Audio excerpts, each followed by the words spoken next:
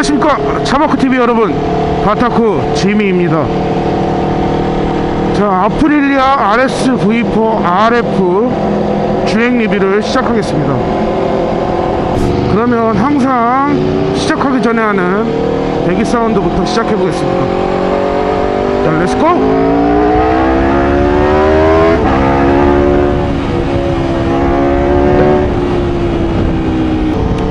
오늘 생각보다 차들이 많네요. 아프릴리아 RS V4는 일단 이태리 브랜드의 바이크고, 아프릴리아에서 나오는 최상급 모델 중에 더 상위 버전의 모델입니다. 아프릴리아 RS V4의 상위 버전인 RF는 레이싱 팩토리의 약자예요. 역시 리터급 레플리카답게 상당히 공격적인 자세를 취하고 있습니다. RSV4 RF가 생각보다 시트고가 높고 뭐 그래서 불편하거나 그렇게 느끼실 수 있는데 생각보다 그러진 않아요. 왜냐하면 이 앉아있는 포지션에서 탱크가 상당히 높거든요. 그래서 이렇게 니그립을 잡게 되면 생각보다 되게 이렇게 받치고 타기에 되게 편안합니다. RSV4가 되게 요런 탱크 디자인이 이렇게 되어 있는 이유가, 요 이 달릴 때 이렇게 집어넣어서 이 팔을 부착을 시키는데요, 이 부착을 시킬 때 딱 요 라인이 딱 떨어지게끔 탱크가 설계되어 있습니다. 대신에 되게 디자인도 이쁘고 탱크가 이쁜데, 단점이라면 이 바이크가 넘어지거나 슬립하거나 전도를 하게 되면 이 탱크가 무조건 다쳐요. 그래서 이걸 갈아야 합니다, 탱크를. 그래서 그런 부분이 조금 이 바이크한테는 좀 단점이죠.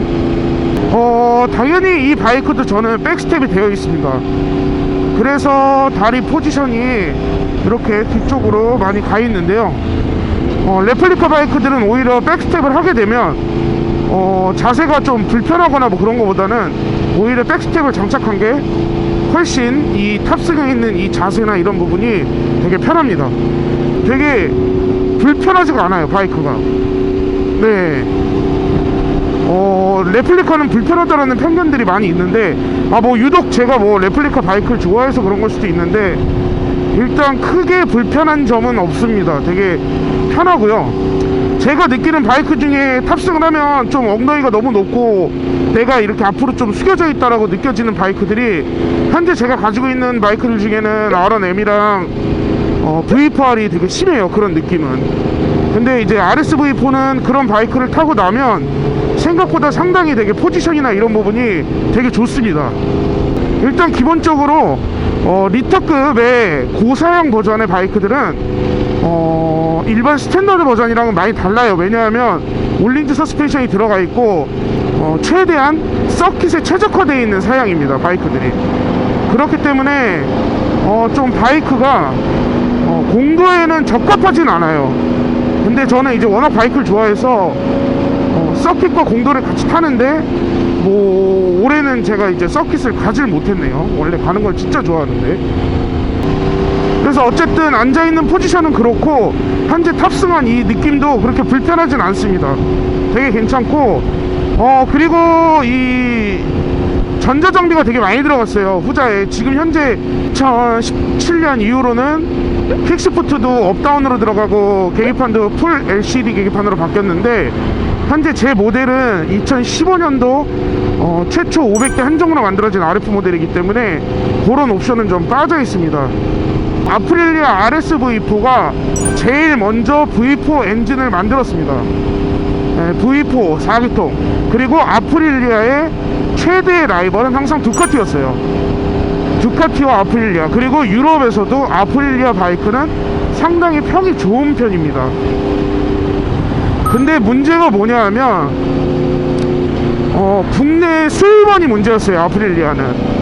정말 안타까운 비운의 바이크입니다. 너무 바이크 성능도 좋고 뛰어나고 너무 훌륭한 바이크인데 국내 수입원의 문제로 아프릴리아가 큰 빚을 못 봤죠. 네, 과거에서부터 현재까지 계속 안 좋습니다. 저도 지금 현재 타고 있지만 AS에 대한 부분이 상당히 불만이 엄청나게 많습니다. 그래서 AS에 대한 부분, 이런 거에 스트레스 받는 분들은 절대 아프릴리아 바이크는 쳐다도 보지 마세요. 바이크는 정말 좋아요. 근데 절대 사시면 안 됩니다. 일단 RSV4 RF 제가 배기는 SC 프로젝트라는 머플러가 되어 있는데요. 저는 지금 이거는 슬립온 시스템입니다. RSV4 특징이 슬립온만 해도 풀백이랑 시스템 방식은 똑같아요. 네, 촉매나 이런 부분이 소음기 라인이 다 엔드에 붙어 있기 때문에 슬립온만 하셔도 풀배기 소리를 충분히 즐기실 수 있습니다.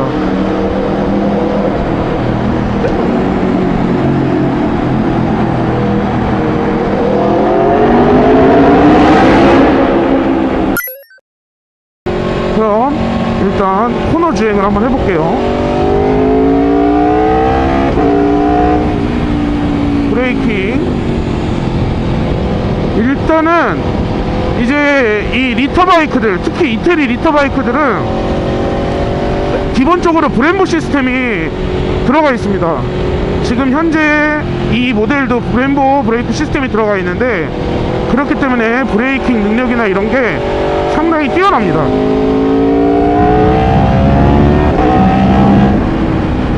자, 제가 브레이킹을 한번 해볼게요. 네. 확실히 여타 그냥 일반 제조사에서 개발한 브레이크랑은 차원이 다릅니다. 두카티도 기본적으로 브렘보를 다 기본 사양으로 쓰고 있고요. 원래 독일 바이크인 BMW도 사용했었으나 상당히 아래 등급의 브레이크 브렘보 시스템입니다. 하지만 이제 이태리 고성능 바이크들은 대부분 현재 구형때는 M4 모델이 들어갔는데 지금 M50 모델을 쓰고 있고, 거기서 또 한 단계 개량되어 있는 신형 브레이크들을 개발해서 양산형 바이크에 끼고 있다고 합니다.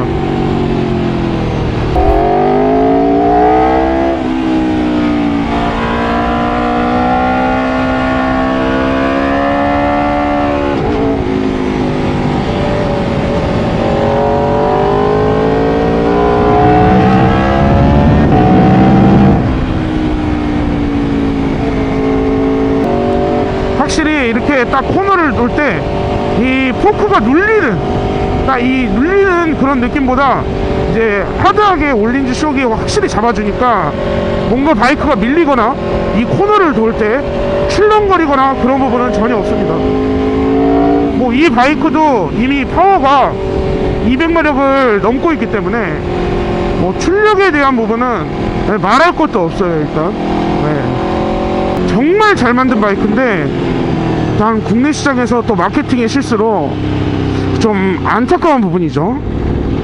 이렇게 수입원이 약간 안정적이지 않고 불안한 곳은 좀 걸으시는 게 좋아요. 예전에 그 되게 좋았던 두카티도 수입원이 바뀌었었잖아요. 그러니까 수입원이 바뀌면 기존에 수입을 하시던 운영하시던 분들도 당연히 피해가 크겠지만 거의 직격으로 맞는 건 소비자들이 많이 맞습니다. 왜냐하면 정비도 안 되죠, 뭐도 안 되죠, 협업이 된 것도 없죠. 그런 이제 단점들이 좀 있죠. 그러니까 항상 수입원을 좀 보시고 바이크를 사시는 게 저는 개인적으로 추천을 드립니다. 그리고 일단 RSV4 RF의 연비는 생각보다 나쁘진 않습니다. 제가 신나게 타고 뭘 해도 평균적으로 한 10에서 11 정도는 연비가 나옵니다. 리터 바이크의 그 정도 연비면 썩 나쁘지 않죠. RSV4 같은 경우에는 초반에 약간 힘이 딸리는 느낌이 조금 나기는 해요. 왜냐하면 이게 V4 특성 같긴 한데 초반보다는 후반이 확실히 좀 가속되는 느낌이 좋습니다. 자, 터널 사운드.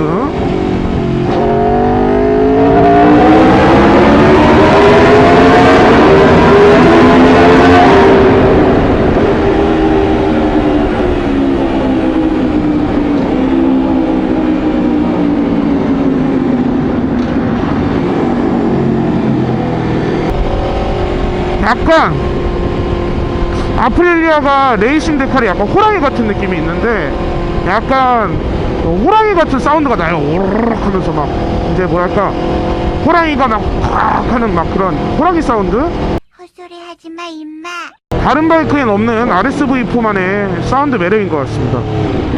그런 부분이 전체적으로 RSV4가 가지고 있는 장단점들 같아요. 장단점이라기보단 문제점과 뭐 그런 것들. 바이크는 정말 좋은데 수입원이 안타까운 부분인 거죠. 할 말은 많지만 할 말 하겠습니다. 그게 가장 큰 문제예요. 그게 안정기가 오기 전까지는 아마 아프릴리아는 더 이상 국내에서의 발전은 없을 것 같습니다. 더 이상 국내에서의 발전은 없을 것 같습니다. 확실히 파워도 좋고 쫀쫀하기도 하고 전체적으로 성능이나 모든 면은 정말 뛰어난 바이크입니다. 그리고 또 한 가지 아셔야 되는 게 이게 바이크가 가성비가 원래 상당한 바이크예요.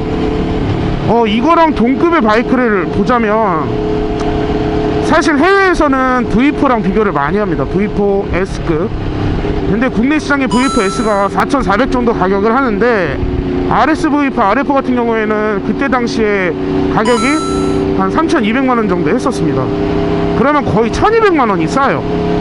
거기다가 두카티 V4 S 같은 경우에는 머플러를 하게 되면 또 거의 1,000만원 돈이 들어가는데 아프릴리아 RSV4 같은 경우에는 레볼루션 티탄 머플러를 한다 해도 한 400만원 정도밖에 안 합니다. 그러면 4천만원 정도의 돈을 들이면 정말 완전 풀옵션 풀 상태의 바이크를 탈 수가 있어요. 그리고 그렇다고 성능이나 출력이 떨어지는 부분도 없습니다. 그 정도로 상당히 가성비가 좋은 바이크인데 제가 시작 때부터 말씀드렸지만 수입원의 문제인 것 같습니다. 그러니까 바이크는 너무 좋은데 제가 뭔가 구매를 하시라고는 얘기를 못 하겠어요. 정말 바이크는 좋습니다. 재밌고 그리고 일단 멋있죠. 간지나죠. 디자인도 이쁘고요. 그리고 저는 이 바이크의 매력을 느꼈던 거는 그때 당시에 500대 한정이라는 거에 상당한 메리트를 느꼈었습니다. 저는 한정 바이크를 또 되게 좋아하거든요. 오늘은 약간 시원하게 달리는 영상은 없어서 조금 죄송합니다.